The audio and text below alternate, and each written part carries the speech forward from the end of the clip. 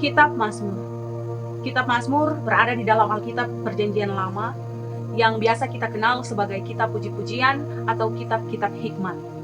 Kitab Mazmur merupakan 5 dari kitab-kitab hikmat yang berada di dalam Alkitab Perjanjian Lama, yaitu kitab Ayub, Mazmur, Amsal, Pengkhotbah, dan Kidung Agung. Sebagian besar dari kitab Mazmur ditulis oleh Daud, dan beberapa berisi kitab-kitab Mazmur Mesianik. Kitab Mazmur atau kitab-kitab hikmat ini biasa digunakan di dalam bait Allah oleh orang Israel sebagai bentuk penyembahan.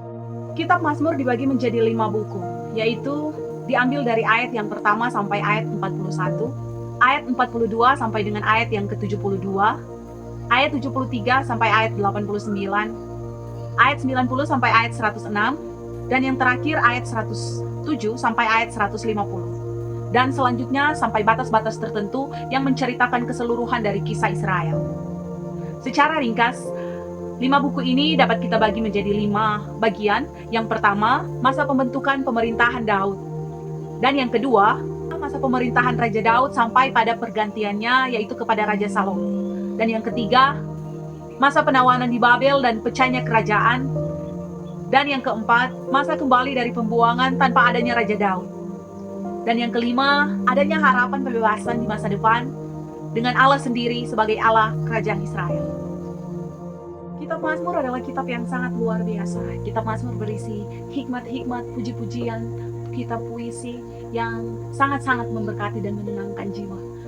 Dapat kita lihat pada Mazmur yang ke-23, dikatakan, Tuhan adalah gembalaku, Ia membaringkan aku di padang rumput yang hijau, Ia menyegarkan jiwaku, takkan kekurangan satupun apapun yang menjadi kebutuhan kita.